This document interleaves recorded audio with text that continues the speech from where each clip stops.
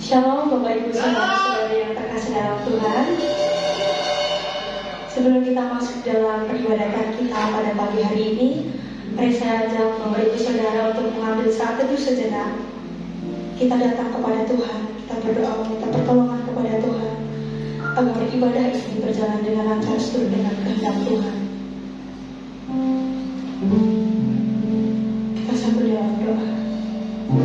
Terima kasih Tuhan untuk setiap berkat yang Telah berikan kepada kami, hingga pada pagi hari ini kami dapat berkumpul di tempat ini Tuhan, untuk memuji dan memuliakan nama Engkau Tuhan.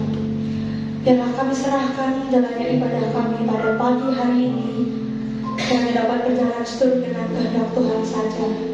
Berkatilah para pelayan, berkatilah para pembawa firman. Biarlah apa yang kami berikan seturut dengan kehendak Tuhan dan seturut dengan keinginan Tuhan. Doa yang jauh dari sempurna ini kami menandaskan hanya di dalam nama Tuhan Yesus Kristus. Kami telah berdoa dan mengucap syukur. Haleluya. Amin. Kita bersyukur kepada Tuhan bahwa pagi hari ini dapat berkumpul kembali di tempat ini untuk memuji dan memuliakan nama Tuhan. Mari saya ajak Bapak Ibu Saudara untuk mengangkat pujian bahwa Tuhanlah yang layak untuk dipuji dan disembah.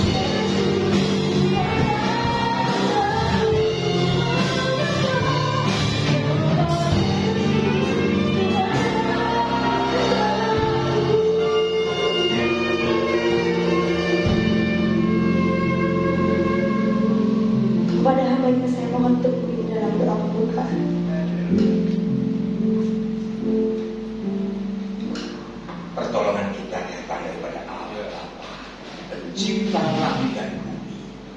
Dan dengan pertolongan kasih daripada Tuhan Yesus Kristus yang pagi hari ini melayakkan kita untuk berbuat mengudus, memberkati setiap sehingga ibadah kami dari awal sampai akhirnya menjadi kemuliaan bagi nama Tuhan. Terima kasih Tuhan. Kami menyerahkan ibadah kami lebih dalam lagi di dalam berkat nama Tuhan Yesus Kristus. Haleluya. Amin. Shalom Bapak Ibu Saudara yang dikasihi dalam Tuhan Yesus. Saya ajak Bapak Ibu Saudara untuk bangkit berdiri. Kita mau sama-sama kembali memuji nama Tuhan. Kita akan sama-sama memujikan.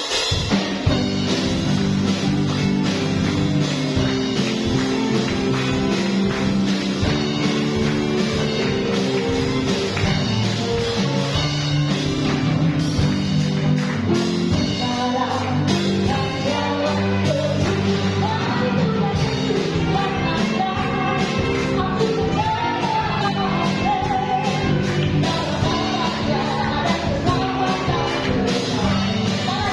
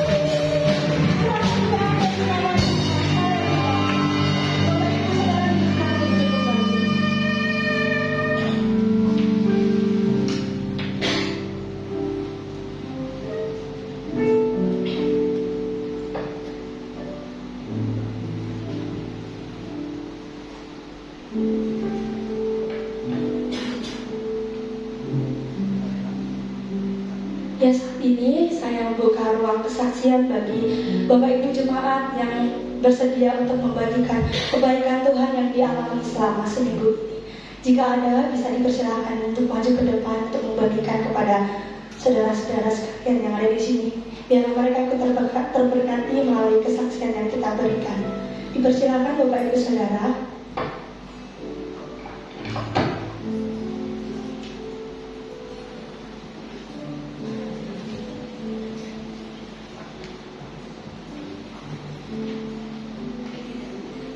Saya menyaksikan satu pertolongan Tuhan yang kami share kemarin hari sehingga atasan mengumumkan bahwa karena cintanya seorang engkau kepada cucunya sehingga cucunya meninggal bunuh diri di kampus terkenal di Surabaya Kota, kampus Kota. Dan anak yang mungkin anak yang setengah tetapi anak yang cerdas di dalam pemikiran, tapi karena kasus kehidupan kita nggak ngerti, cuma saya lihat di situ saya ada di dalam situ sehingga kata yang dapat saya remakan keluarga itu menjadi satu tempat yang paling enak untuk kita coba.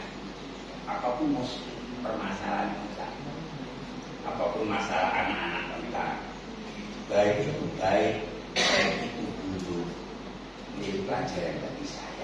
Saya ada di situ dan saya merasakan bahwa orang tua perlu membangun komunikasi kepada anak, dan anak pun juga berani harus menyampaikan pergumulan yang ada sehingga menjadi tamparan keras bagi kami selaku hamba-hamba Tuhan ketika kita belajar untuk menjadi garda terdepan untuk sedikitnya yang melawan itu arti bunuh diri, tetapi di dalam gereja itu ada. Bukan hanya di Indonesia, di luar itu juga ada. Jadi jadi tantangan sesimpel apapun.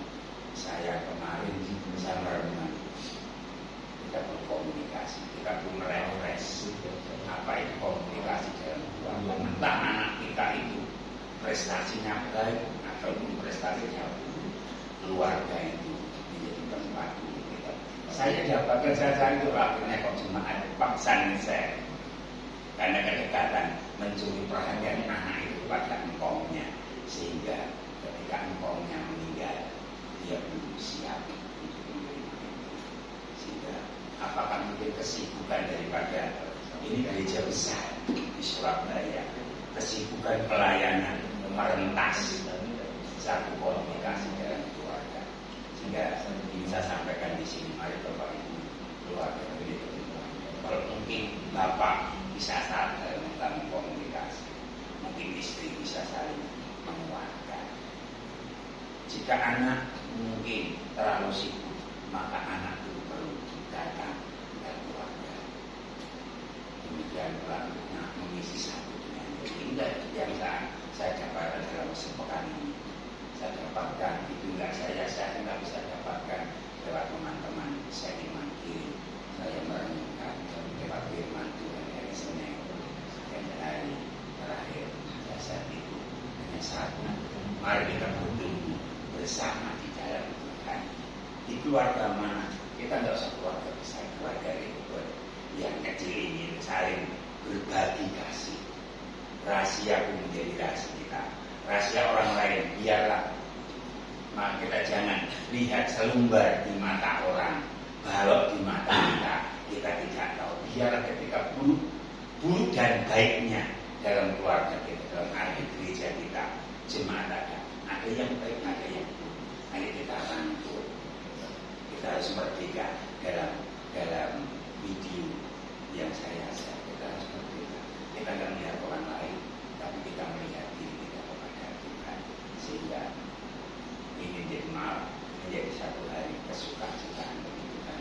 Jika hari ini kami datang Tuhan bersama keluarga, bersama dengan anak-anak, bersama dengan sidang jemaatku, saya bersyukur kepada Tuhan. Walaupun hari ini nggak hadir 2 orang karena harus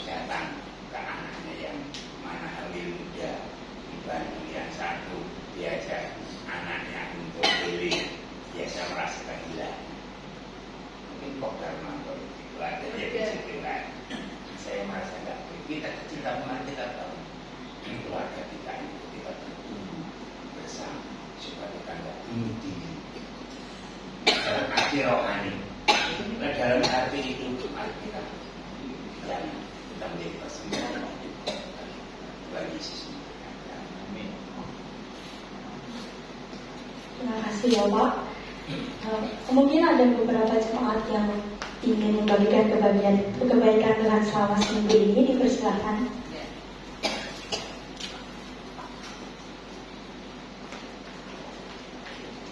Apakah masih ada?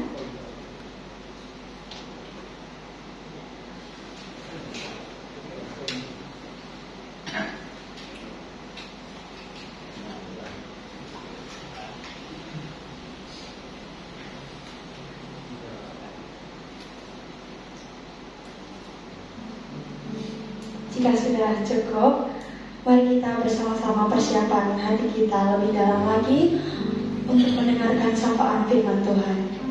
Kita akan sama-sama memujikan satu pujian, Kau menunggu hidupku. Tak aku sangka sejak dulu Kau menunggu hidupku. Di akan ku sadari selama ini Kau mengerti, ku peduli semua dosaku, ku lepas kehendakku. Biar seluruh nafasku memuliakan-Mu, Yesusku, Engkau rasaku.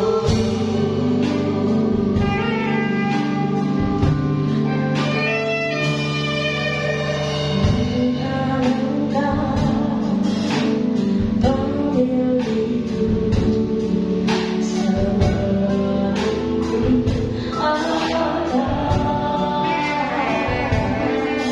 ada. Cuma rindu yang ada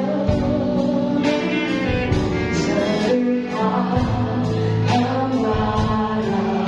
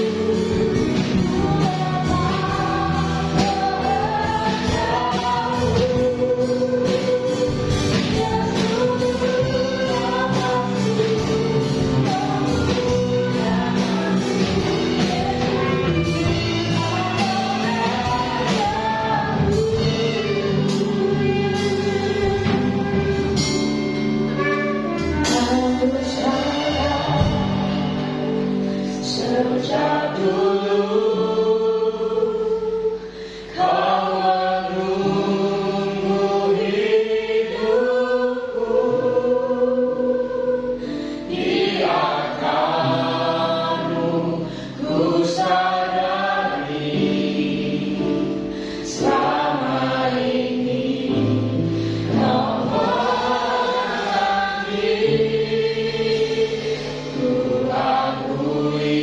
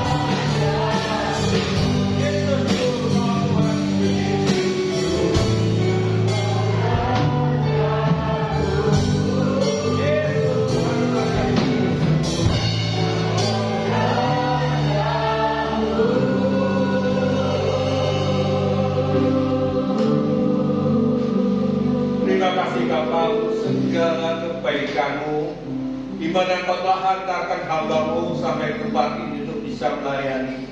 Demikian pula rekan-rekan yang telah melayani tempat ini, baik para pemain musik PL Singer Tuhan, yang telah menjadi berkat bagi setiap kami. Biar urapan Tuhan terus turun ke atas mereka.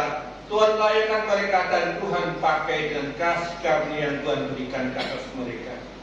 Terima kasih Tuhan, demikian pula dan gedung ini yang digunakan untuk ibadah. Kami percaya Tuhan Kau mensucikan, menguduskan tempat ini, dan kami pun yakin malaikat di surga di tempat ini, mereka menyambut pujian yang telah kami nyanyikan dengan sorak-sorai. Maka kami percaya firman Tuhan yang akan disampaikan, kami percaya Tuhan memakai lidah hamba-Mu untuk menjadi alat-Mu, sehingga firman yang disampaikan menjadi rema dalam kehidupan kami. Terima kasih Tuhan, kami serahkan waktu ini hanya dalam satu nama Tuhan Yesus Kristus. Haleluya, amin. Shalom semuanya. Kalau tadi saya dengar tentang kasus yang hamba Tuhan di mana anaknya bunuh diri, mungkin kita banyak saya menerima temuan dari banyak orang. Pak, seorang pendeta bunuh diri, Pak. Itu mesti orang tuanya tidak benar, Pak. Mereka mendidik anaknya pasti ada kesalahan dan lain sebagainya. Banyak hal yang muncul di Facebook, sehingga saya jawab lewat messenger yang mereka kirimkan ke saya. Bingung juga saya. Yang namanya hamba Tuhan kan juga manusia, pasti bisa membuat kesalahan. Tapi siapa di antara kita ini tidak pernah buat kesalahan? Itu yang menjadi perhatian saya pada saat saya mendengar berita itu, dan kemudian rekan-rekan hamba Tuhan, beberapa jemaat, orang-orang awam yang tidak saya kenal bertanya tentang itu, hati saya menangis. Saya berkata kepada Tuhan, Tuhan kenapa?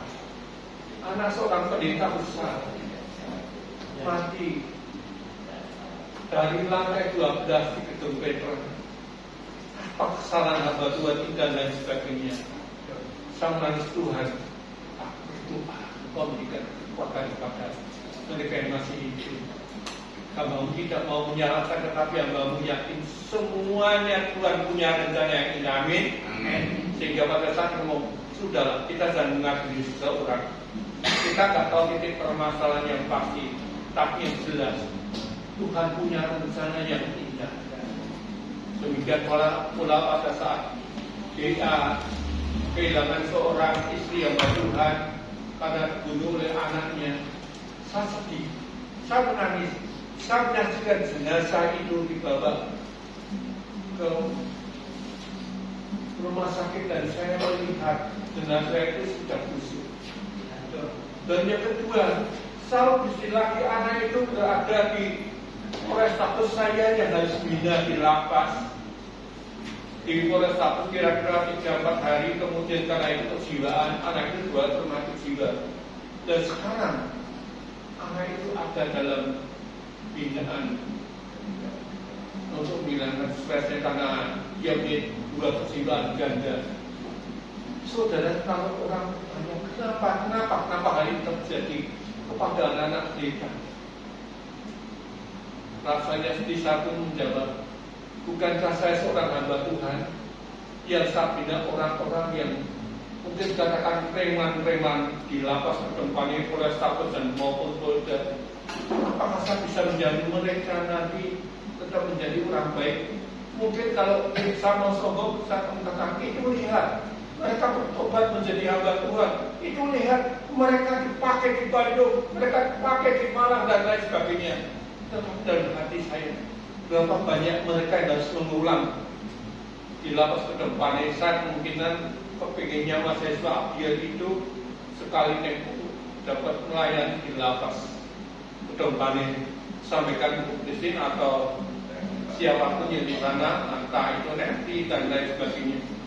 Saya rindu karena tidaklah kurang seorang hamba Tuhan setelah lulus dari Abdiel pun ada yang masuk ke lapas Kedempani karena harus busuk seseorang, dan rasanya sedih. Pada saat itu saya ditelepon oleh dulu ketua sinode, Pak, tolong dilindungi dia dulu rohaniawan kami. Kasusnya mungkin kalau saya katakan begitu, tapi yang ditusuk orang Ambon pada saat ada di lapas saya sulit demikian. Karena kasus RMS itu kan kalau mereka disakiti satu sudah pesat komando bunuh dia.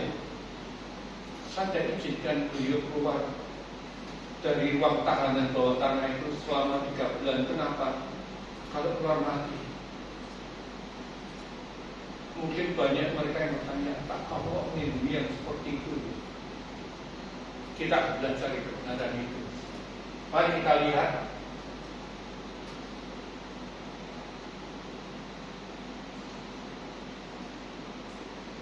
Belum tangkap ya. Tidak bisa. Ini kan sedinek. Jadi usahanya. Cara hidup dan kebutuhan serta kebenaran. Dinek lagi.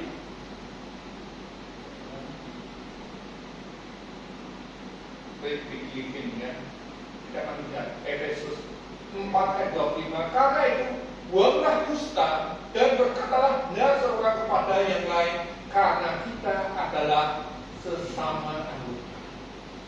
Ayat ini pada saat kasus-kasus itu dimunculkan dan teringat bagi saya lintasan bagaimana ada hamba Tuhan yang jatuh ke dosa, ada selingkuh dan lain sebagainya, mereka harus dibuang ke lapas. Dan anehnya mereka pendeta senior. Pada waktu itu saya junior, saya bina. Mereka sering muncul di televisi, harus saya bina di lapas Gedung Pani. Saya harus bina mereka di Solo. Saya bina mereka di Nusa Kambangan. Masa ini sedih saudara. Tetapi saya mau tanya kepada saudara, yang dikatakan itu, karena itu buanglah dusta. Adakah dia kita tidak pernah berbuat dusta? Siapa yang tidak pernah berbuat dusta? Angkat tangan. Kalau tidak ada jawab, berarti ini adalah sebuah kejujuran. Kita semua pasti pernah berbuat dusta. Kalau tidak, bohong besar itu. Ya. Dikatakan karena itu buanglah dusta dan berkatalah benar seorang kepada yang lain, karena kita adalah sesama anggota. Apakah saudara tadi katakan adalah dia tidak pernah berdusta? Efesus 4 ayat 25 ini awal dari kalimat dimulai karena itu. Artinya setiap kita yang dengar firman Tuhan, karena itu engkau diperingatkan oleh Tuhan bahwa setiap engkau memiliki kelemahan, setiap engkau memiliki kekurangan, setiap engkau menyadari siapakah dirimu, ciptaan. Banyak orang menghakimi, Pak, orang anggap gitu, Pak, anaknya begini, membunuh ibunya sendiri. Apa? Anak pendeta kok bunuh diri, pendeta kok masuk ke lapas Gedung Pani. Dia sering muncul di televisi sekalian. Saksikan, siapakah engkau? Mau jujur kita? Ya, Efesus 4 25 tadi dikatakan di awal ini dengan kalimat karena itu kamu semua adalah siapa? Manusia berdosa. Kamu orang saya tidak bisa, tidak hidup dan lain sebagainya. Itu karena buah. Tapi sudah katakan bahwa setiap orang percaya itu hidupnya dengan kasih karunia. Kita akan pelajari Perjanjian Baru. Kalau saudara percaya sesuatu yang benar, maka lakukanlah, maka saudara akan menghasilkan sesuatu yang benar. Gila. Saudara, sesuatu yang benar itu lakukan. Untuk melakukan itu adalah sebuah buah, bukan sesuatu kasih karunia yang engkau dapat lakukan sendiri. Tanpa kasih karunia engkau tidak dapat melakukan.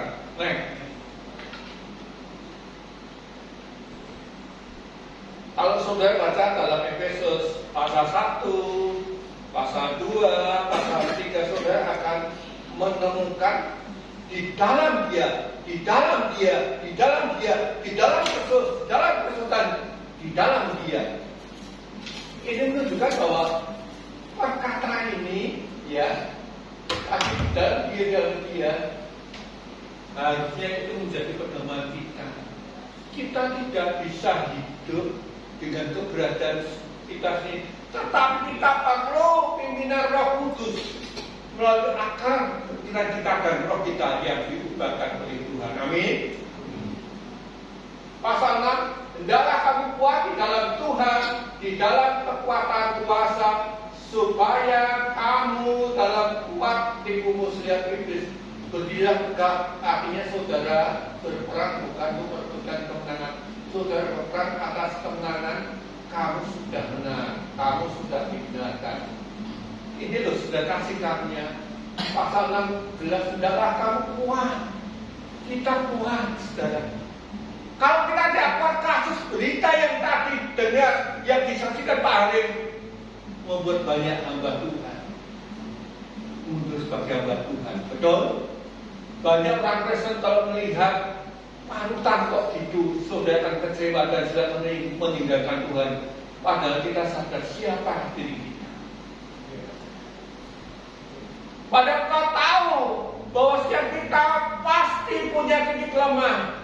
Saya tidak menyangka masa muda saya dari faktor yang broken home. Saya itu dulu di anak kiai belerera karuan di Gunung Pati di Karti, Kiai Haji Kolil mungkin sudah kenal, tahu di Karti. Sudah tahu. Kenapa saya mungkin lewat batas. Sampai saya kembali ke orang tua kandung ke papa. Saya bosan saya anak orang Tionghoa, anak Tionghoa. Tapi kelakuan saya merasa dirinya terbuang, menjadi keras, temperamental. Kalau orang salah dan saya sedikit saja saya pukul hancur dah kamu. Bagaimana saya didik di lingkungan pondok pesantren? Kekerasan itu luar biasa, kesombongan dengan segala ilmu yang kita punya buat kita lupa. Saya usia 7 tahun itu diberikan ilmu lebuskilan dengan bapak saya Kiai Haji Kolil, dan saya dicoba anak 7 tahun tembak itu sudah. Enggak luka, itu bahasa sombong, bahasa berangasan, bahasa yang tidak takut dengan siapapun. Ini akhirnya saya menjadi orang yang temperamental, macam-macam kebas sudah habis. Tapi disinilah Tuhan untuk mendekati kami. Di dalam Dia saya dipertobatkan, di dalam Dia saya ditolong Tuhan, diselamatkan. Kalau tidak diselamatkan Tuhan, mungkin hidup saya seperti orang-orang yang sekian lama saya bina, ada di lapas. Saya beberapa kali ditangkap polisi karena berantem, belakang polisi dan lain sebagainya. Tapi sudah sadar, pada saat saya bertobat, saya pernah tidak menyangka kalau saya harus bina mereka. Seperti masa muda saya bina di Polres Status sekarang digantikan Ibu Epi, di Polda, di Kedung Pani, di Pekalongan, di Solo, Binakan, preman-preman itu membuat diri saya terbuka. Ini loh masa mudamu seperti ini kalau itu yang harus kau lakukan. Kau bina mereka sampai ini kasih karunia. Ini buah yang Tuhan berikan kepada saya. Baik. Efesus 4 ayat 23, supaya kamu dibalui oleh roh dan pikiran. Yang pertama harus perhatikan bagaimana saudara bisa melakukan suatu syarat hidup kudus dan kebenaran Allah. Hidupmu diperbarui yang pertama melalui pikiran dan rohmu. Kalau Tuhan tidak memperbarui pikiran dan rohmu, kasih karunia tidak akan ada atas kamu. Amin. Tapi Tuhan ingin perbarui pikiranmu dan rohmu. Rohmu yang hidup ke duniawian, Tuhan lepaskan. Maaf saudara, saya dulu mana saya kalau melepaskan ilmu saya. Maaf saya mengatakan dosa. Saya dulu nakalnya bukan main. Ilmu pengajian itu saya buat untuk taruhan saudara. Dengan Pinco Bolong saya bertarung dengan orang-orang daerah Semarang karena anak-anak Chinese itu saya ngomong, ayo diam, anak Tepurukun itu gambaran kesini diam. Kalau perempuan itu siap dipinggir Pinco Bolong itu mereka tidak menoleh, tidak mencari saya, jangan sebut saya Rahono. Saya tidak merasa berdosa itu pada waktu itu. Saya tidak merasa diri saya ini kok kebangetan ya. Inilah tipu daya musuh yang Tuhan kerjakan ke atas kita. Sehingga saya sadar pada saat ini, pada saat saya bertobat, pikiran saya diperboleh Tuhan, ya aku jahat, ya aku orang yang bagaimana kalau anakku itu perempuan. Demikian pula pada saat saya berada nikah punya anak dan punya anak laki-laki, saya ngeluh sama istri saya, mah, nak anakku lanang, nah kalau bapak ini, sanggup didik bapak ini. Papa saja nggak kuat, papa saya kayak sekolah yang begitu mengasihi saya di Kadri ke tempat di sini, saudara tahu. Begitu sayangnya, tapi mengatakan saya setiap kali saya punya sesuatu sulit, dia bisa membendung saya, tetapi dengan kasih karunia, bukan hanya pikiran saya, roh saya diperbarui. Saya mulai bisa merasakan pengampunan dari orang tua saya yang bercerai meninggalkan saya bagi 3 bulan. Saya bisa berdamai. Itu kalau roh saya tidak berdoa, tidak mungkin bisa. Bujunya ngetep baru sudah kerja, lulus farmasi, mereka datang. Aku mau, rasanya di sini menjongkol saudara. Tetap karena diperboleh oleh Tuhan, roh saya akan jadi. Kalau tidak ada mama, aku lahir dari mana? Kalau tidak ada mama, bagaimana hidup? Ini sudah. Kalau saudara mau percaya dengan Tuhan, dan bahkan diperbarui roh dan pikiranmu itu yang bernama Kinek.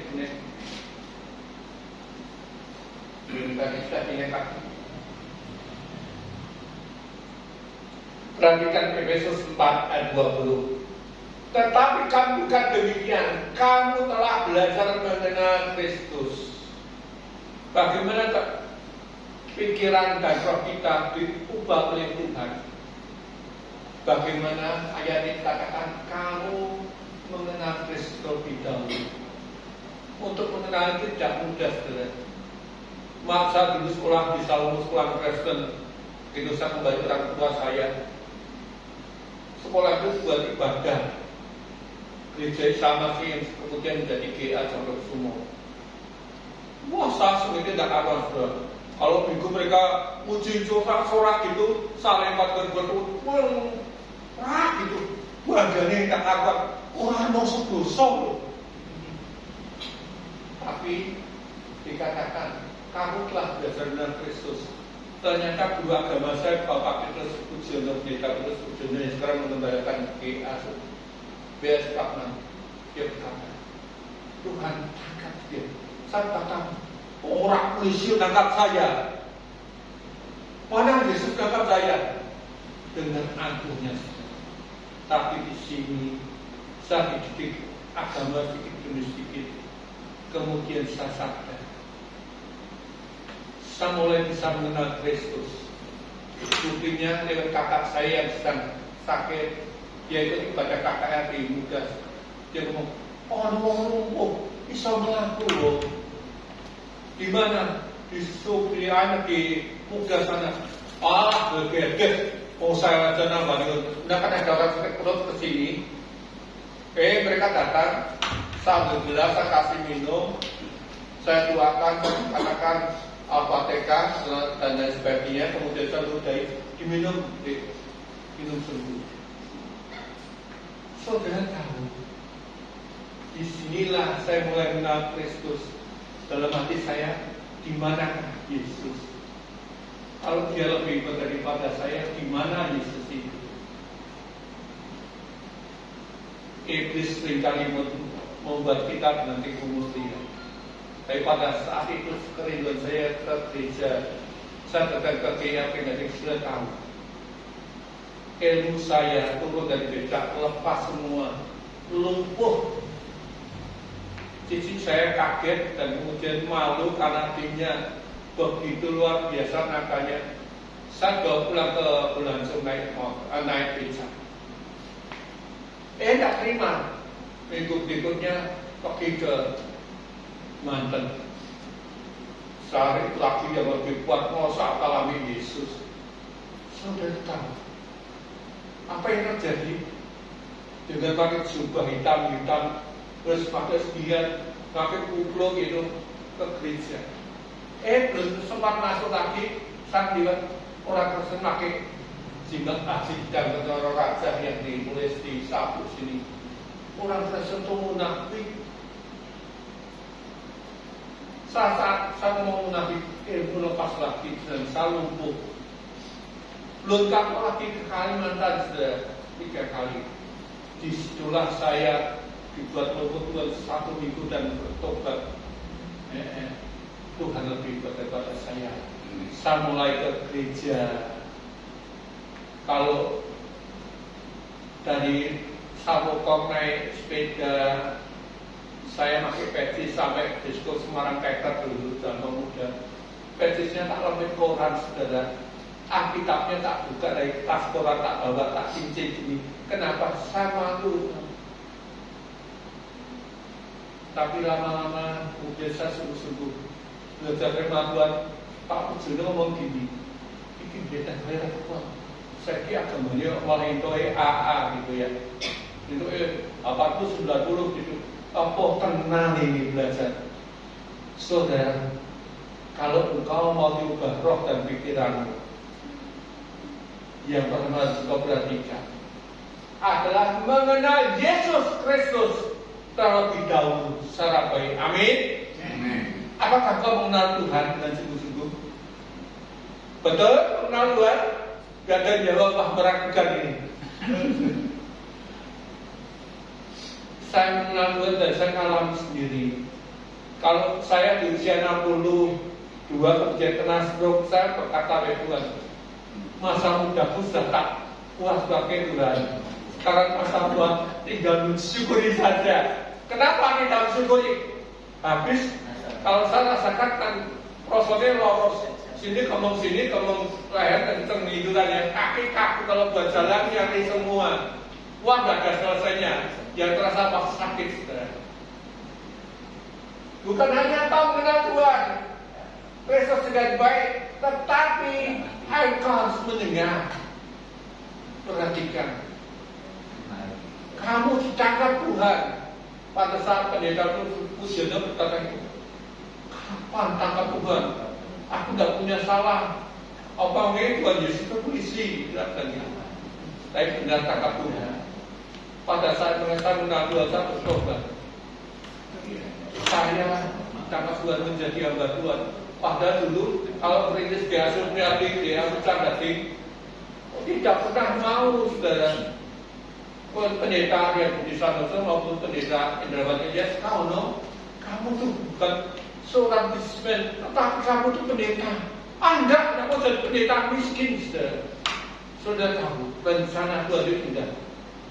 Tuhan apa kejadian itu bodoh mau bisa disiram bensin tahun 98 mau dibakar. Saya berkata, Tuhan, kalau aku selamat mobil ini yang mau dibakar nggak jadi dibakar, aku jadi hamba Tuhan. Mungkin teman-teman ngomong kok kira karuan ya, kerja di farmasi enak kok harus tinggalkan menjadi hamba Tuhan. Gaji orang piro tugaskan ditutup jadi 150.000, cukup dan cukup tahun 98 pasti tidak cukup. Anak saya sekolah 1 orang di SMA Krisiana, 1 orang Penggo. Jadi gaji sekali entek. Bagaimana bayar listrik, telepon, rekening apa koran dan lain sebagainya? Tidak mungkin dari mana. Rasanya tidak kuat, sudah rumah yang digunakan itu pos PPI. GA Supriyadi saya jual karena saya tidak punya lagi kekuatan, karena saya masuk sekolah biologi habis. Nol saya kembali ke rumah Semongan, rumah warisan. Saya harus bayar harga yang mahal. Kenapa saya mau?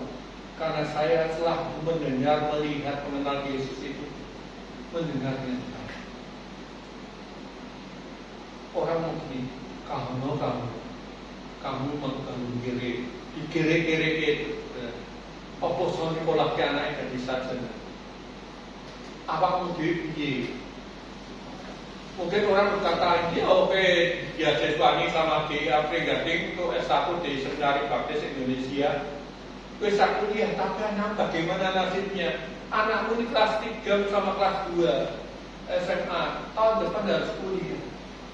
Istilah sarakan, mah, enaknya apa dia ikut kakeknya jualan babi di pasar Rombeng, mah ikut jualan babi, mah kuliah ikut tengah dia di pasar Rombeng.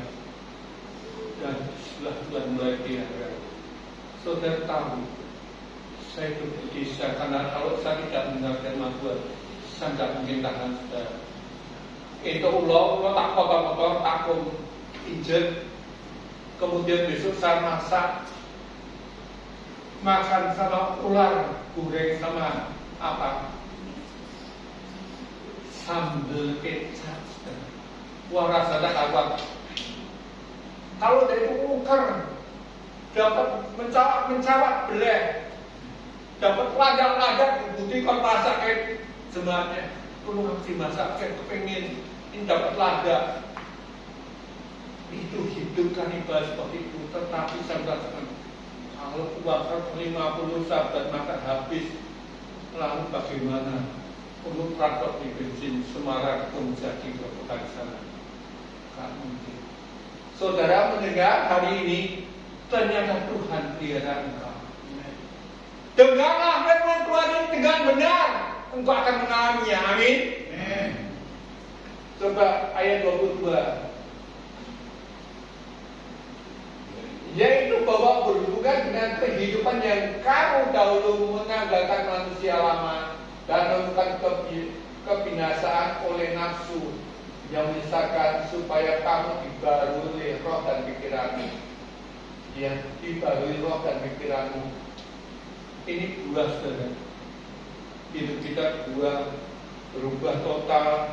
Jadi kalau tanpa kasih karunia kau tidak mungkin berubah. Mungkin kalau saya masih seperti dulu, siapa yang masih berani dengan saya? Orang tidak akan berpikir ke sana.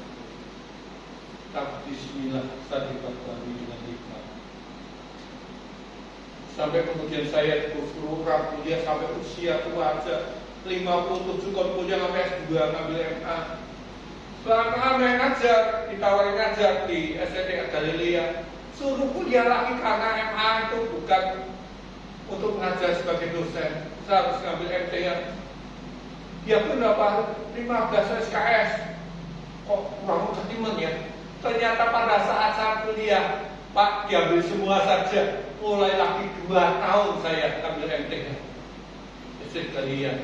Pada saat saya selesai kuliah kurang 1 tahun, saya kena stroke, saya berjuang, saya ngomong, wes, mulai putus saja. Ya, kembali saya ngomong di ADS Mulyadi, dia bilang, Pak, mundur aja Pak. Udah saya dilanjutkan, stroke berat, tapi saya dengan keras. Orang banyak ngomong, IPK itu piro, guys. Wong wis mulai stroke, paling ora dropnya jauh. Itu cewek hijau. Waduh, kalimat-kalimat seperti itu gak enak dengar. Tapi saya mendengar firman Tuhan. Amin. Pada saat berjuang saya tahu orang sakit kalau saya mikir buat tesis gitu. Ini rasanya separuh badan nyerinya bukan mual dan lain sebagainya. Tapi dengan kasih karunia itu, buah dari saya mendengar firman Tuhan tadi, saya bisa menyelesaikan. Dan mungkin kalau sudah kaget mendengar IPK saya yang sangat apa, Tuhan tak tidak seperti yang diperkirakan orang. Sama sih dapat 3,4 ya Pak hari ya, satu bulan ke Pak. Itu merupakan kasih karunia, itu buah kesetiaan kita pada Tuhan, tidak dari mustahil bagi kita. Ini tepat ini. Manusia baru itu yang diciptakan menurut kehendak Allah kita untuk kebenaran dan keputusan yang sesungguhnya. Ayat 2, yaitu bahwa berhubungan dengan kehidupan kamu dahulu menanggalkan manusia lama dan kebinasaannya oleh nafsu yang menyesatkan. Nah, manusia baru itu apa sih? Banyak orang kata manusia baru ini manusia dibarui oleh situasi dan kondisi kita, Pak. Salah. Manusia baru manusia yang diperbarui oleh akal dan pikiran tadi. Kalau itu tidak diubah oleh Tuhan sendiri dengan kasih karunia, engkau tidak dapat melakukannya. Orang ngomong kaki yang hilangi, nak waktu gampang obati, betul ya? Ini kenyataan, saudara. Bagi besar berangsang dahulu, setiap pukul diubah Tuhan. Saya kena merobok ngamen itu mesakno ya, saya semangat mereka hidup di sana. Iso bergel nangis dewi padahal dulu urusan rek, urusan tapi Tuhan dapat ubah. Amin.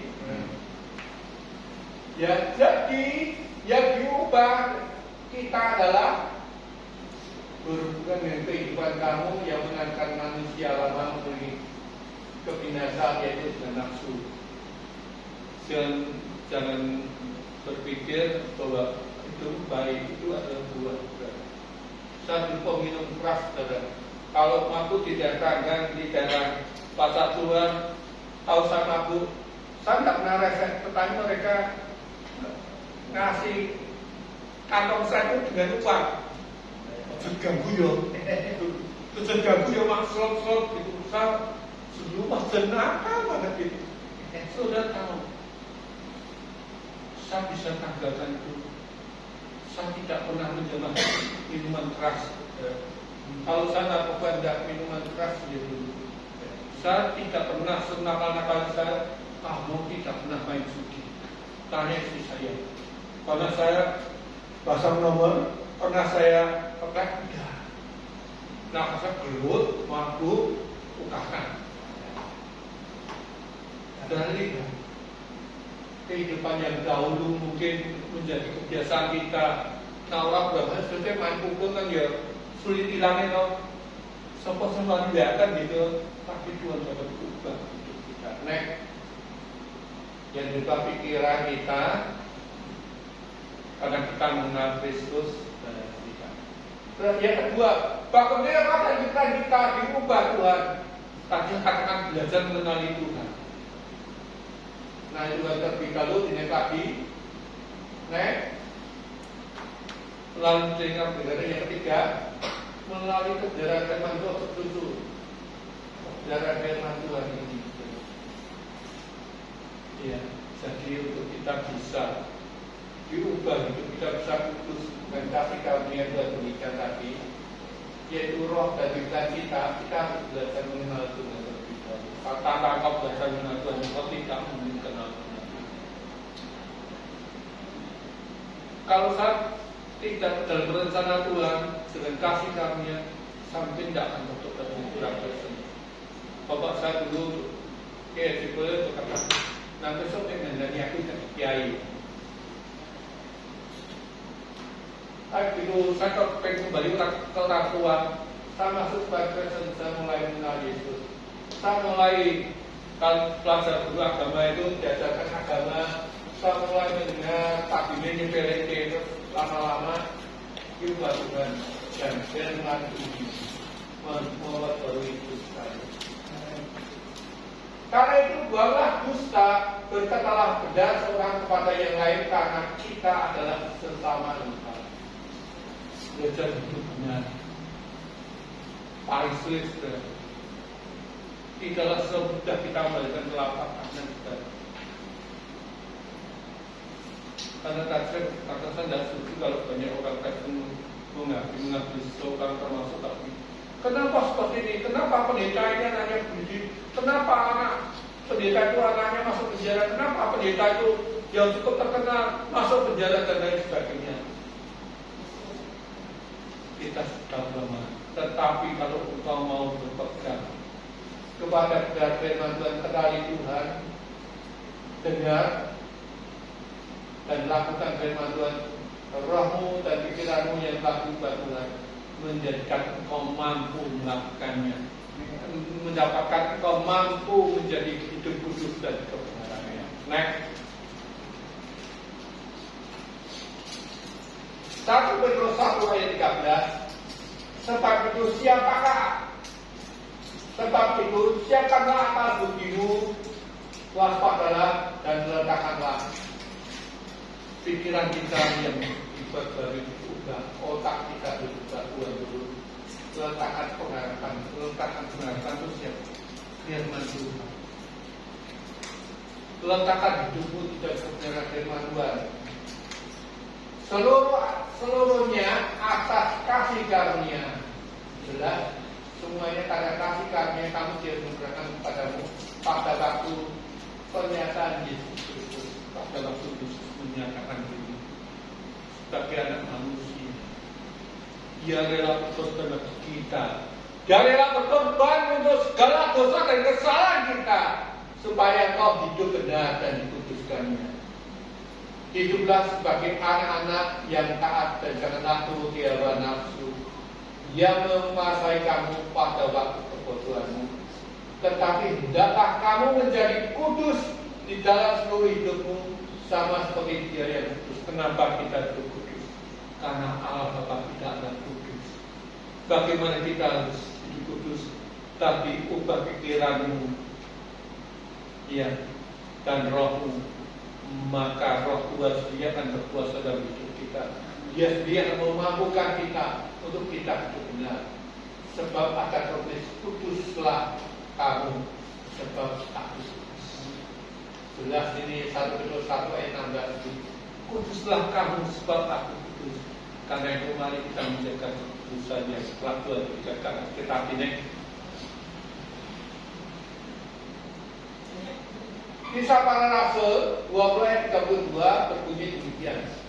Dan sekarang aku menyerahkan kamu kepada Tuhan dan kepada firman kasih karunia-Nya yang berkuasa membangun kamu dan menganugerahkan kepada kamu bagian yang ditentukannya. Semua orang telah dikuduskannya. Jadi kita dikuduskan karena kasih karunia, bukan karena kemampuanmu.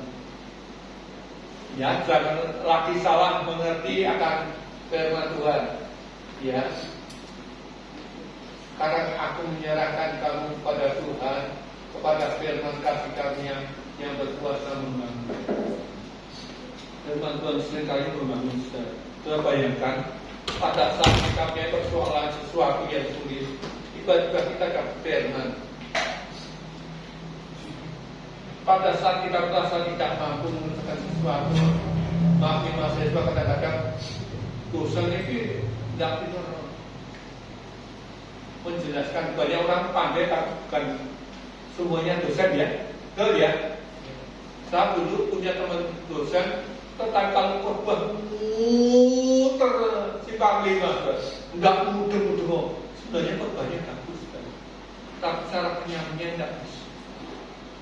Nah ini saudara, firman Tuhan itu membangun hidup kita dan menganugerahkan kepada kita untuk kita bisa hidup kudus.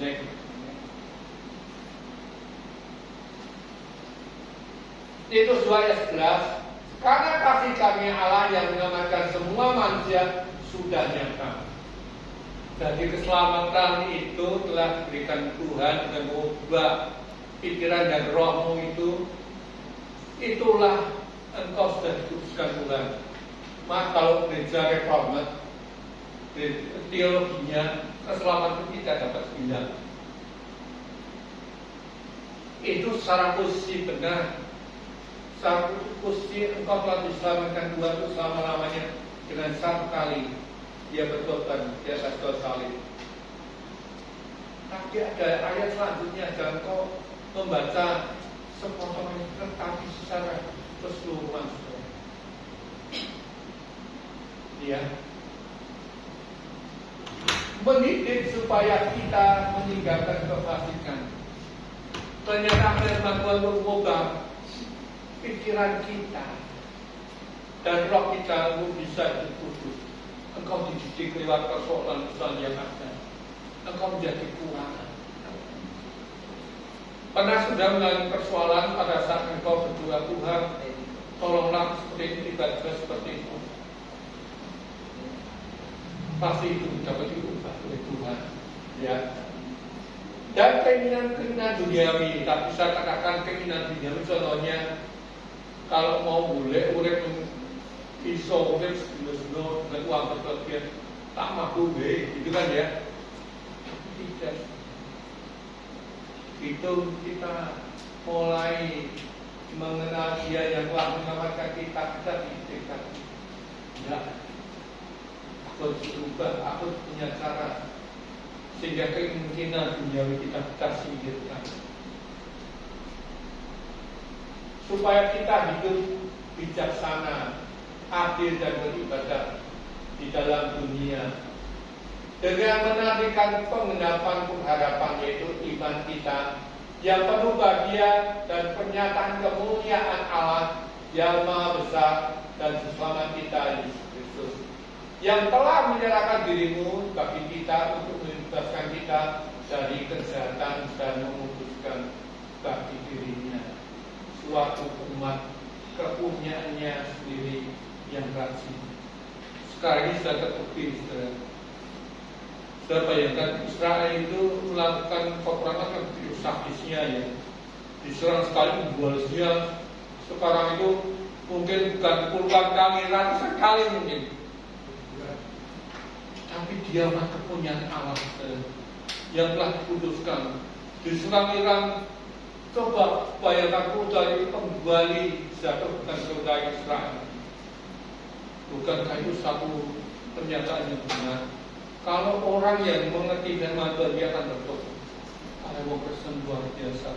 Apa dengan teknologi itu? Tidak. Tadi si saya dan baru cerita dulu. Makin hari kehidupan kita makin sulit. Coba bayangkan tukang parkirnya bakal rak payu, semua pakai kartu etol. Etol yang tidak laku ada diberikan apa tadi? Aplikasi. Jadi nanti potong lewat tak ganti. Tenaga manusia kalahkan dengan teknologi dan rohku. Sekarang aja pernikahan tadi saya ngomong pernikahan manusia dan roh itu sudah berapa tahun yang lalu muncul di luar negeri, di Jepang muncul, di Amerika muncul. Manusia nikah dengan roh. Apa soalnya?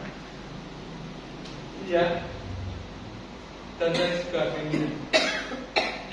Nah, konslet piye, gitu ya. Coba bayangkan saudara, kita ini umat kepunyaannya sendiri, yang kita untuk Tuhan itu baik. Ayat 14, beritakanlah semuanya itu, nasihatkanlah dan yakinlah pada orang dengan segala keimanan, dan ada orang yang menganggap engkau rendah. Kadang-kadang kita tuntut dalam percakapanmu, tentang jaga hatimu, jadi, ya, jaga mulutmu, jadi jaga hatimu. Ini benar seperti next. Tapi kadang melamatkan semua orang, tapi itu dua yang sebelah sini. Tapi tak jelaskan itu mendidik. Yang pertama, dididik dalam proses kehidupan yang ada. Kemudian kasih karunia Allah yang menyelamatkan semua orang itu meninggalkan kebiasaan yang buruk. Kasih karunia menyelamatkan sesama adalah keinginan duniawi. Kemarin di sana lebih terang itu terapi di Citraland, sebetulnya begini, Pak, bujuku krimo saya mendengar sesama pegawainya rancang 70.000. Aku ngomong Pak, dan jinut kayak lalu dia saya ngomong, satu tidak bisa besok 5. Berarti kamu mencari kesesatan dirimu sendiri kan? Dan saudara, tinggalkan keinginan duniawi kita, korupsi, kesombongan merasa di dunia lebih enak, punya jabatan dan lain sebagainya. Hidup kita lebih bijaksana, tapi sekarang ojo gampang sambung jaga mulutmu, akan tentu terus urusan keri, jadi jaga hatimu, ya. Terus kemudian apakah sikapnya mengalami manusia bersikap adil? Adil tidak kalau saat dulu sedikit dituang senengah awal, tetapi kita melihat sekarang banyak orang yang kelaparan di sana. Di tubuh muda itu kalau saya perhatikan, makin dari tidak makin sedikit orang yang minta anak-anak kecil itu. Dia bangun selimut, juga terakhir itu, dia merah itu banyak ya. Hati kita tidak salah. Nah, ini saudara, ya kita beribadah dengan rajin ya, karena apa Tuhan menjaga kita. Kita yang telah diberikan kasih karunia itu tidak bolong-bolong, ibadahnya rutin, ya belajar firman Tuhan itu dengan benar, dan setengah-setengah sekolah teologi ya, sekolah yang benar. Namanya belajar bahasa Latin, kata bahasanya diperhatikan, bahasa Yunani dan lain sebagainya. Ini harus kita perhatikan. Next. Itu Joshua yang 13 berbunyi demikian. Pengharapan kita yang penuh bahagia dan pernyataan kemuliaan Allah yang Maha Besar dan Selamat kita Yesus Kristus, yaitu satu kita membebaskan diri dari kejahatan. Kita punya bank, kita akan menindas karyawan kita dengan sekejam-kejamnya. Kita jangan merasa kita punya posisi, kita tekan beban kita dengan tidak benar-benar sebagainya. Yang kedua, membebaskan kita dari kejahatannya. Yang kedua, memutuskan bagi dirinya. Kita tidak bicara orang lain, kita teliti diri kita. Apakah kita sudah hidup benar dan khusus kepada Tuhan? Yang berikutnya adalah memutuskan bagi dirinya untuk sudah untuk belajar. Naik. Kisah Rasul 20 ayat 32 yang berbunyi demikian. Dan sekarang aku menyerahkan kamu kepada Tuhan dan kepada firman kasih karunia-Nya yang berkuasa membangun kamu dan menganugerahkan kepada kamu bagian yang ditentukan bagi semua orang yang telah dikuduskannya. Dan perhatikan, kalau telah dikuduskannya, engkau akan mendapatkan bagian berkat Tuhan itu sendiri. Next. Bagiannya apa? Membangun, mendidik, dan berkuasa.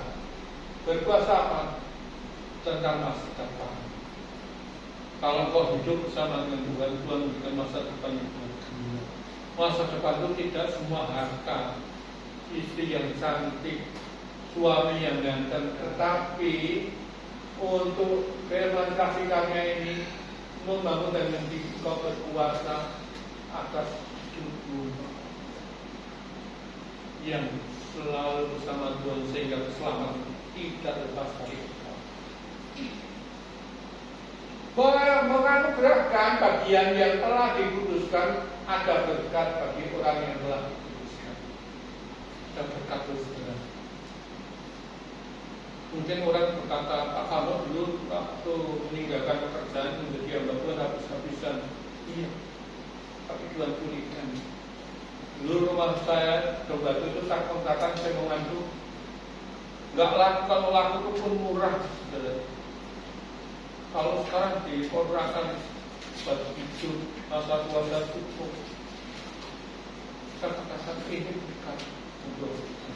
Dan pada saat kontrakan itu saya dapat membeli rumah untuk anak saya satu. Di kontrak 5 tahun saya bisa satu. Saya kontrak 5 tahun satu Tuhan pulihkan. Berkat yang sempat buat engkau bilang, Tuhan pulihkan berkatnya. Berlimpah. Amin ya. Amin. Jangan takut dari masa depanmu, berkat Tuhan akan curahkan dengan cara Tuhan. Amin. Next. Efesus 4 ayat 28. Orang yang mencuri, janganlah mencuri lagi, tetapi baiklah bekerja keras, melakukan pekerjaan yang baik dengan tangan sendiri, supaya dia dapat membagikan suatu kepada orang yang berkekurangan. Saudara,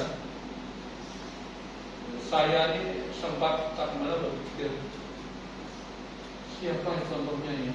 Kemudian saya ambil contoh Sakti suruh memeras orang dengan sakti suruh. Tapi pada saat dia mengenal Tuhan, dia mendengar Tuhan, mendengar firman-Nya, dia melakukan firman itu, dia katakan, jikalau ada orang yang keras, akan kembalikan kepada Allah. 4 kali lipat. Setengah harta akan diberikan orang-orang yang membutuhkan. Ini sakit. Sampai udah hidup kita ini kata beliau tangguh. Dan bagaimana kita akan diberkati Tuhan? Bagaimana gereja ini bisa menyambut Natal kalau kita tidak berani memberi seperti Zakheus? Dengan kasih anugerah yang dahulu hidup semuanya perhitungan menjadi hidup, diberkati dan menjadi berkat untuk orang lain. Apakah Zakheus hidup berkekurangan? Nanti dia menjadi murid Tuhan, diberkati manusia. Sudah biasa kalau sudah bersampai Efesus 4 itu sudah ayat 21. Segala kepaitan, kegeraman, kemarahan, pertikaian, fitnah hendaklah dibuang di antara kamu, demikian pula segala kejahatan. Tetapi hendaklah kamu ramah seorang terhadap yang lain, penuh kasih mesra dan saling mengampuni sebagaimana Allah di dalam Kristus telah mengampuni. Kita lihat ini. Yang pertama, firman kasih karunia itu orang yang telah diubahkan hidupnya dari kebaikan. Satu benci dulu dengan orang tua kandung saya, tetapi dengan kasih kami saya dapat mengampuni dan saya dapat menerima mereka sebagai orang tua kandung saya. Perhatikan yang kedua, firman kasih karunia itu mengubah kegeraman, kejengkelan, kegemesan dan lain sebagainya dalam hidup kita menjadi hidup yang penuh sukacita. Perhatikan kemarahan orang yang dulu temperamental dapat diubah oleh Tuhan. Sangat kasar dulu temperamental, betul. Saya masih ngajar dulu waktu di SMA, ternyata kalau ada murid jengkel kayak gitu, saya jengkel, tapi tahu nggak, tak lempar sama penghapus ya, padu ya, ini murid saya, tak lempar dengan wah gitu, dan berani. Kalau mereka suruh balik masuk ke depan, tak lidah sudah. Saya buka HP-nya, oh ini ada film porno, saya hapus. Oh ini ada ini, saya tidak pernah laporan sudah pegang tak kembali tak buang ke sungai, ke kalenan. Kan tidak bisa dipakai lagi kan? Tidak ada yang protes murid-murid. Kalau sekarang mungkin dilempar penghapus masuk kantor polisi. Iya, dibuka. Kemarin menjadi hidupnya yang kita. Ketika dulu saya senang bertengkar, diubah dengan Tuhan. Jangankan sekarang bertengkar, memang macam-macam mikir ya. Kalau sekarang kondisinya lain, karena saya sakit ya. Bu digambil jengkel kayak apa? Terus sekarang nulis, mau dijorokin timbul kan gitu ya. Perhatikan, firman yang kasih karunia itu orang yang tidak mudah melemparkan fitnah. Sebab banyak orang Kristen itu suka merumpi. Kalau sudah merumpi ngomongannya ngalor ngidul, akhirnya tibanya ke fitnah. Betul atau betul? Kejahatan sudah. Kejahatan tidak mencuri, merampok, mencopet dan lain sebagainya. Kejahatan dengan bisa dengan pikiran kita. Kejahatan kita bisa lakukan dengan apa? Dengan aturan orang lain. Padahal kita hidup di dunia ini untuk bersosialisasi dengan orang lain. Lah kita ini apa hidup aman-aman dengan orang lain, masa dengan orang sehingga kamu tidak punya teman. Satu kalau bisa ke pasar, nonton TV, tiduran, lama-lama jenuh. Saya akhirnya dari celana panjang pergi ke Simpang 5 ke terapi di sana. Kita ketemu teman-teman menghilangkan rasa sakit yang di punggung, di dada, di leher, kaki yang kaku, sehingga tadi kalau saya di rumah terus kan perasaan waduh, kamu nyeri dan arwahnya bilang perhatikan. Seorang dengan yang lain ya penuh kasih mesra, tidak lagi nesul. Ini terus kita ramah seorang dengan yang lain, sehingga tadi bisa memberikan izin kepada beberapa rekan saya yang terapi ibu itu musuhnya kuat, selalu bicarakan gini-gini. Pak Pado dulu muslim ya? Iya. Kok jadi Kristen dia jadi gini? Akhirnya saya kirim dengan kopi pagi. Kalau di Facebook maupun di WA saya itu ada grup, saya punya grup namanya Mutiara Iman. Nanti kalau Pak Arim mau ibadah minggu di posting ke sana aja Pak, siapa yang khotbah. Nah, saya ragu-ragu, jangan lupa namanya. Supaya mereka yang mau beribadah bisa perhatikan ini. Karena teman saya sekarang mereka kebiasaan Pak kopi pagi Pak, sampai Pak malam ada semua.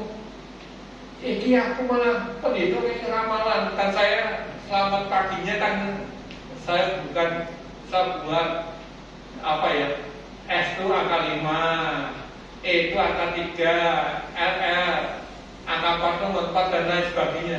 Mereka bingung, ini pendeta kan jadi ngeramal nomor. Enggak, ya itu saya ingin menjadi ciri, oh ini dengan saya bikin gitu teman malam. Satu minggu hidup kita menjadi berkat. Amin, naik. Jangan selesai, saudara.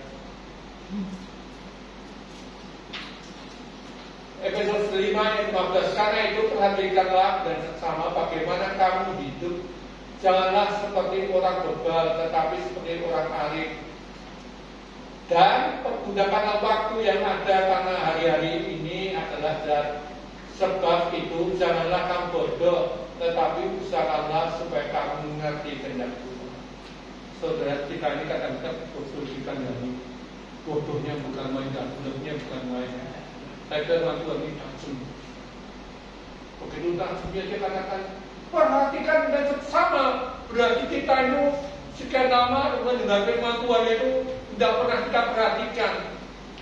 Keluar dari masuk telinga kanan, keluar dari telinga kiri, sehingga kita tidak dapat apa-apa. Tetapi hari ini perhatikan dengan seksama bagaimana kamu hidup. Uripmu ning dunya dan ning swarga nanti. Janganlah seperti orang bebal, janganlah seperti orang bodoh, janganlah seperti orang goblok gitu ya. Tetapi seperti orang lain, seperti orang yang bijaksana, tahu bagaimana jalan yang terbaik adalah mengikut Yesus, mengenalnya, mendengar dan mempelajari firman-Nya. Sebab itu janganlah kamu bodoh, tetapi usahakanlah supaya kamu mengerti kehendak Tuhan. Kenapa kita mengerti kehendak Tuhan? Karena hari ini hari yang besar. Kita terbatas dengan Tuhan yang kedua kali sudah akan segera tiba. Tetapi kalau kita sia-siakan waktu kita tidak menggunakan sebaik-baiknya, kita secara bodoh sih pada saat Tuhan datang yang kedua kali kita tidak siap, kita tidak mampu dan mengatakan Pak, pikiranku terbatas, pikiranku tidak pikirkan firman toh. Nah Pak, kamu pendeta mikir firman ya? Saya kan mikir ini, mikir itu, mikir ini. Sama sebenarnya Tetapi perhatikan, hidup kita itu singkat, seperti tiupan angin tiup kemudian pulang. Bukankah hidup kita seperti itu? Kalau tiup angin terkamilah, hari ini kita ingatkan keputusan kita dapat dilakukan. Tuhan mengubah pikiran dan rohmu. Tuhan memberikan buah-buah roh dalam hidupmu. Kau tidak lagi fasik, kau tidak lagi orang yang beriman kepada dan lain sebagainya, tetapi menjadi orang yang hidup benar di hadapan Tuhan. Saling berjamaah kepada kita semua. Karena itu saya serukan, pegang firman Tuhan, ini adalah keputusan dan kebenaran firman Tuhan menjadi berkat seluruh hidup kita semua. Mumpung waktunya masuk. Ayo kita berdoa.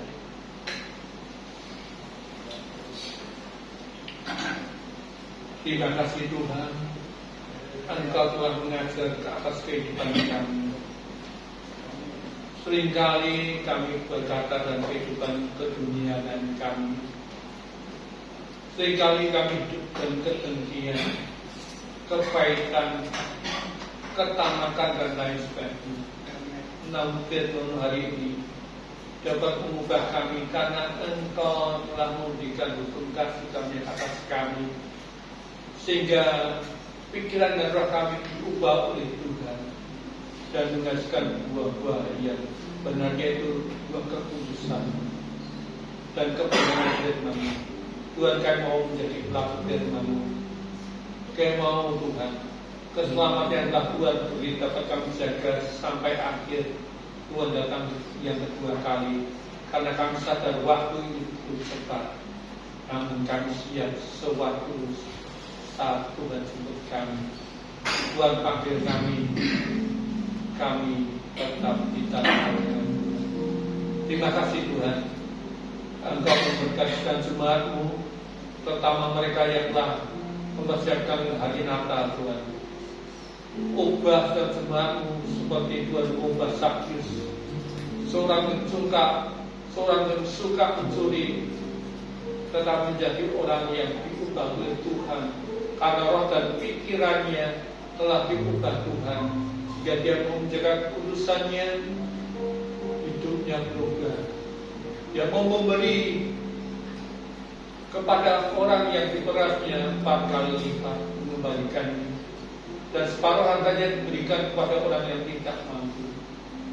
Kami pun rindu Tuhan, Natal ini menjadi berkat yang tersendiri bagi gereja Rehoboth di BNT ini. Kami yakin Tuhan telah memilih seorang yang telah ditentukan menjadi pembicara Natal tempat ini. Biar sehingga yang telah Tuhan persiapkan, dan kami khususnya berdoa untuk mahasiswa yang telah Tuhan izinkan mereka melaksanakan tugas pelayanan mereka selama praktek tempat ini. Tuhan kau sambutkan memberikan hikmat akal budimu, sehingga mereka bukan hanya dapat menyelesaikan pertanyaan, mereka dapat nilai yang terbaik dari Tuhan, sehingga mereka juga Tuhan berikan masa depannya bilang gemilang lewat pelayanannya, baik di desa maupun di kota, menjadi berhasil karena kasih karunia Tuhan. Terima kasih Tuhan, hamba-Mu telah berbicara terkait firman Tuhan terus bicara ke atas kami. Terima kasih Tuhan, kami naikkan doa ini hanya dalam satu nama Tuhan Yesus Kristus. Haleluya. Saya kembalikan kepada yang Tuhan.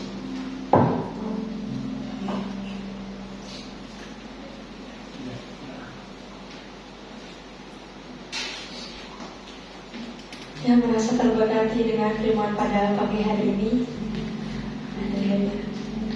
tiba saatnya kita akan memberikan persembahan yang telah kita persembahkan kepada Tuhan.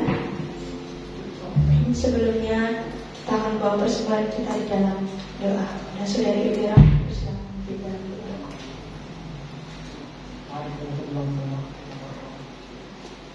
Bapa di surga, mengucap syukur atas kebaikan Tuhan. Sebagaimana Engkau memberikan kami kesehatan, kekuatan daripada Tuhan. Terima kasih Tuhan pada saat ini. Sudah saatnya kami memberikan persembahan syukur kami serahkan dengan Tuhan. Tuhan berkati, Tuhan terima, Tuhan teruskan persembahan ini layak di hadapan Tuhan. Terima kasih Tuhan. Haleluya. Amin. Saya mengundang petugas persembahan untuk maju ke depan. Untuk mengiringi kita memberikan persembahan, mari kita bersama mengangkat satu pujian, Kau 1, 2, 3.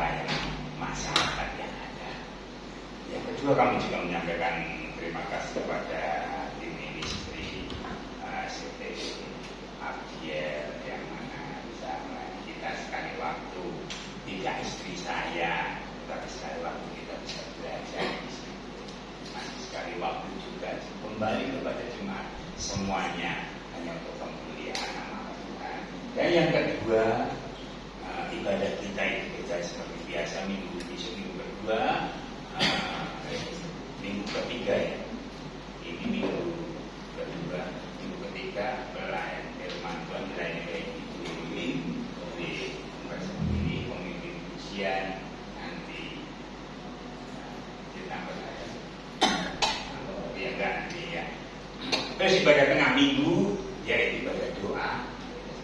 Terus hari Sabtu ada yud di sini. Mari kita berdoa dalam Tuhan kita mulai dari yang kelihatan sampai Tuhan memperlihatkan. Terus yang keempat hari ini ada yang berulang tahun. Fotonya nggak saya sertakan karena nggak punya foto. Hari ini yang berulang tahun Ibu Ayu ada yang usia yang ke-20.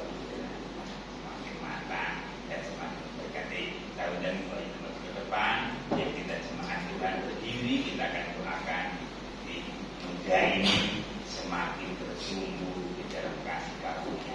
Yuk